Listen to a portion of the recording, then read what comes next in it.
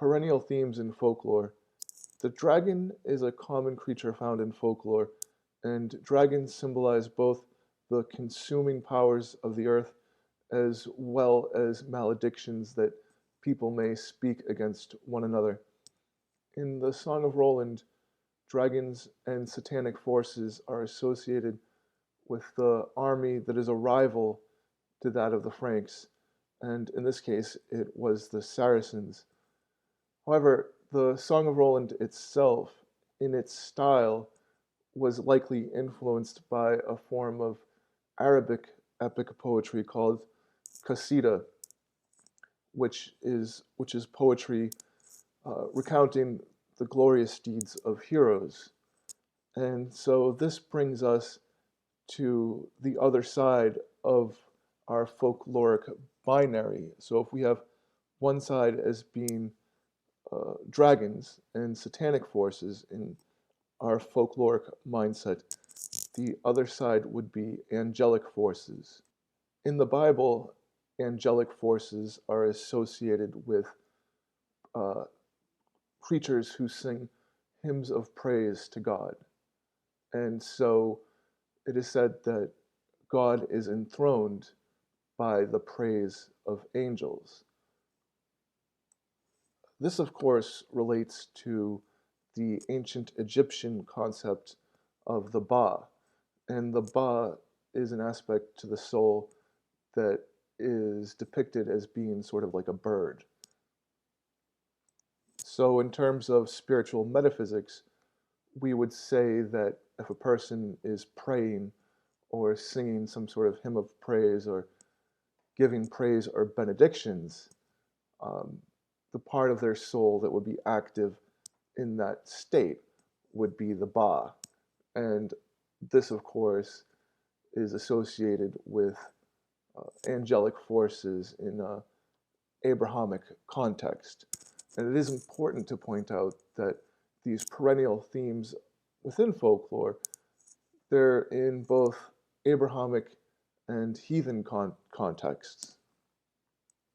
The two primary forces within these perennial themes in folklore would be that of angelic forces and that of satanic forces, which are often symbolized by dragons. And so when we look at um, the hero's journey, for instance, which is found in various epics, um, this has a correlation within the modern world. And this is correlated to the modern world because these two primary forces that are perennial themes in folklore are expressed in verbal behavior.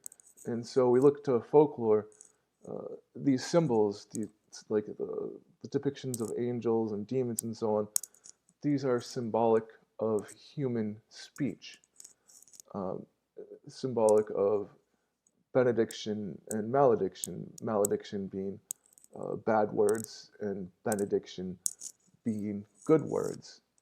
So if we relate these two primary forces to speech, then we can relate the hero's journey found within these timeless stories to being symbolic of people navigating psychosocial situations within their own life through a process of competent use of language in order to close some doors, open some others, and choose who is in your life and who is not in your life, and what sort of things people are allowed to bring into your domain in terms of what they're saying.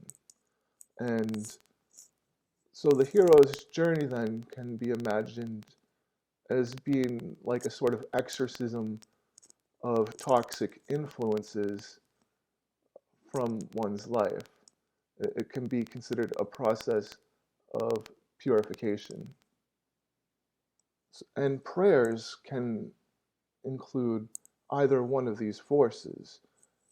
The Prithvi Sukta of the Atharva Veda, the hymn to Mother Earth, from Book 12, Hymn 1 of the Atharva Veda, it actually contains both of these forces. It contains both what could be considered to be satanic and angelic forces within that hymn.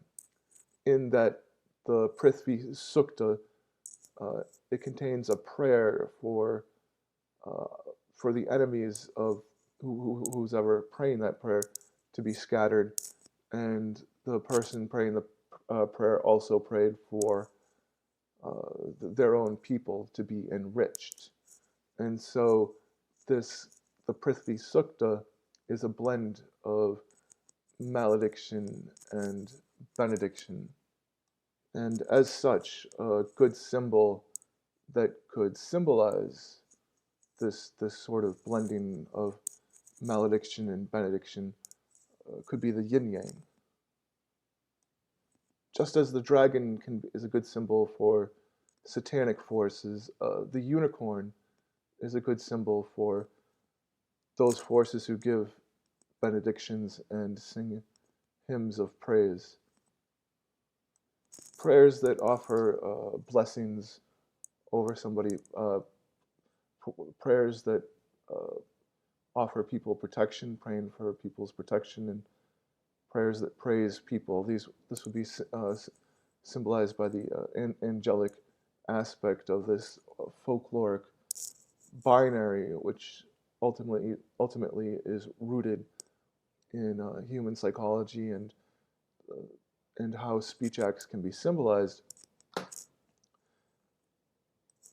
And this relates to what is called in Egyptian religion the Akh, um, AKH.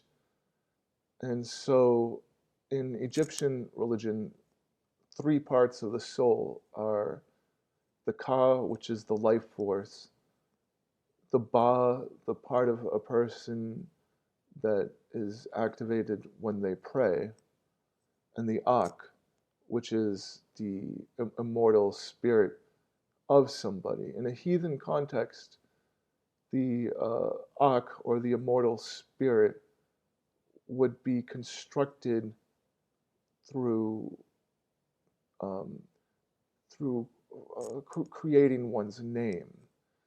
One's name and reputation in a heathen context is related to the immortal body. And so this is why in Confucianism you have rites of ancestor veneration, because ancestor veneration is seen as playing a part in the process of the immortalization of one's ancestors, in some cases in a literal sense. And so this is related to the process of fostering a reputation for oneself, one's people, and one's family members, the process of preserving the name, and that's related to the Akh in, in the Egyptian context. And when all of this information is blended together, it becomes clear that folklore and religion are often poetic ways of describing um, our ways of talking and interacting with each other. And the hero's journey is a roadmap to personal liberation in our own lives.